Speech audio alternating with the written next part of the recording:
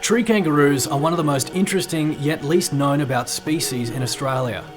Most people are aware of their ground-dwelling cousins, but would have no idea where to find a tree-roo on the map. Today we're in North Queensland at the Tree-roo Rescue and Conservation Centre.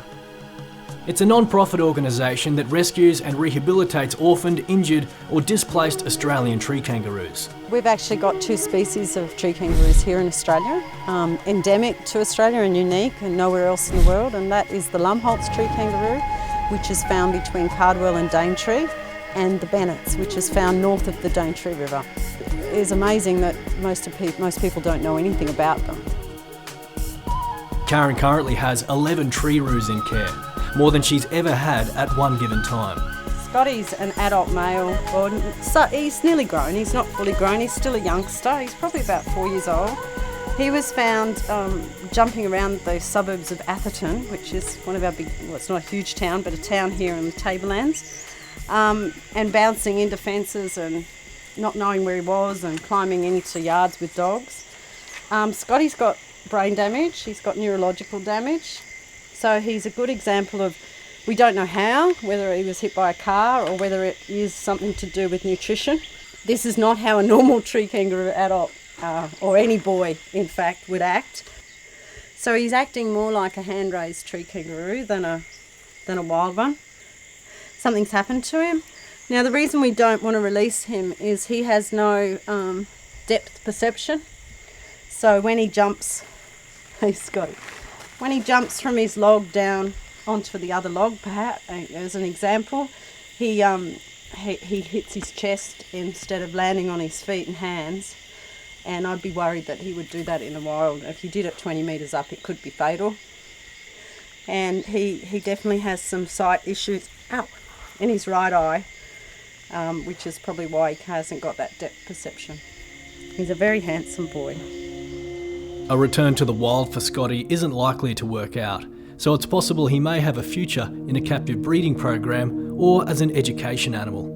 Although Scotty's disability is unfortunate, his situation is not uncommon. We've had more animals coming in that have been in kind of lost in areas where they shouldn't be, in dry country and dry towns. In the main street of Herberton near the shops is an example, in Atherton in the main suburbs. And these animals have either been hit by a car or they've become blind by some other way, but they've got brain damage, blindness, instead of their eyes being damaged. I've had them checked out and everything, but we think it's a particular part of the brain that's been damaged. And that may be, if it's related to the weather, it could be from toxins in the leaves being too concentrated. They don't drink water, so they're getting all of their moisture from the leaves. So dehydration could be an issue. And then that complexity with the toxins as well. It could cause brain damage.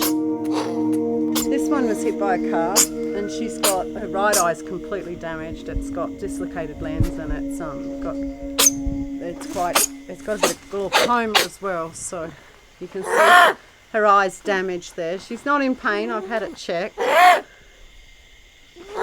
And she's doing okay, but again, she hasn't got any depth perception with one eye. And I'd hate to have her out in the wild and have that blind side too, where a dog could creep up on her. So it's been agreed, the ophthalmologist agrees with me that she shouldn't be released with just one eye. But the kek is she's yelling at me, basically telling me to leave her alone. But then she sits up here and presents for me to scratch her bum, and she's laughing at that. She'll hop away if she doesn't like it. Up here, up there, there. Yeah, is that it? Oh, there.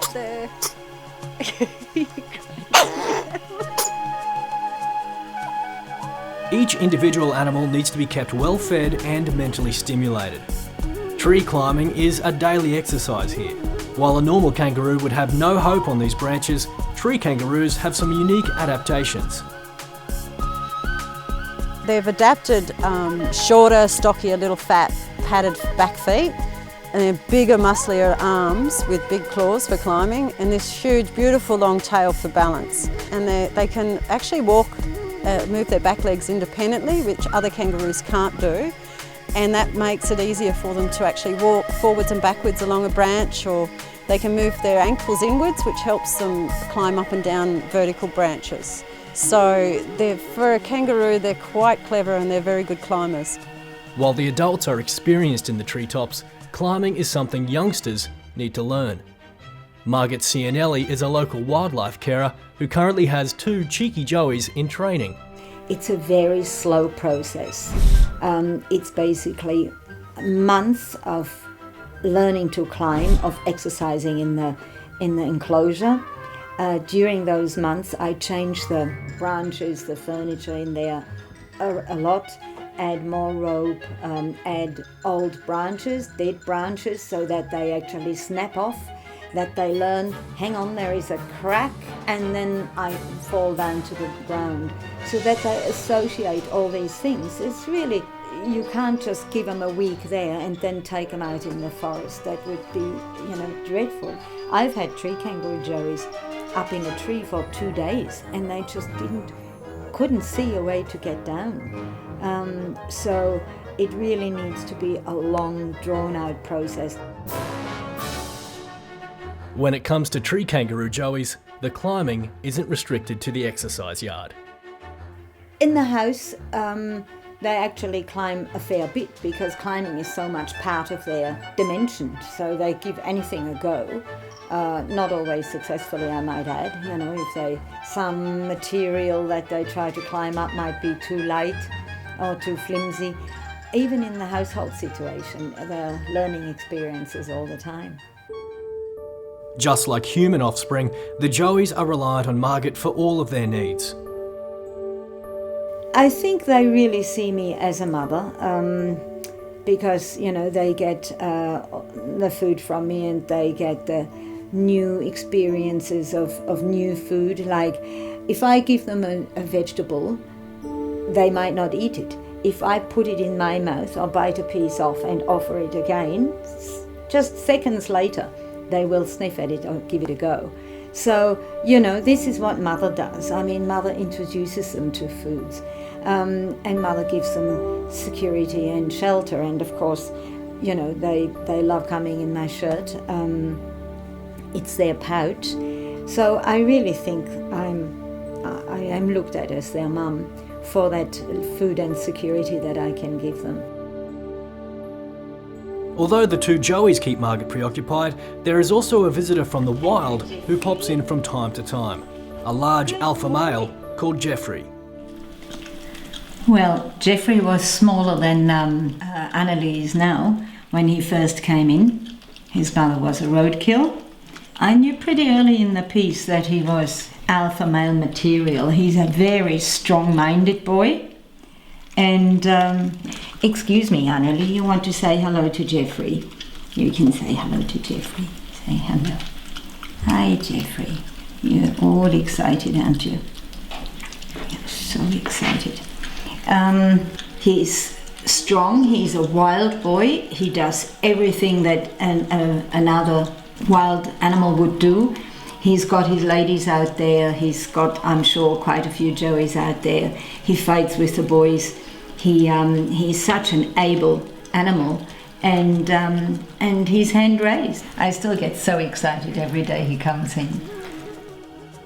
While Margit and Karen's work with tree kangaroos has saved many individual animals, the species is still under threat.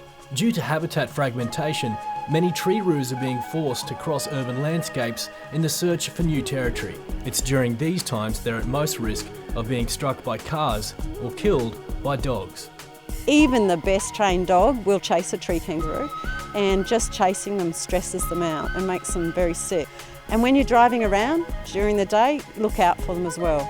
That's their major threats, is dogs, cars and habitat loss. I think it's very important, and I think I'd like to share with the world that we have this amazing animal right here that we should be looking after.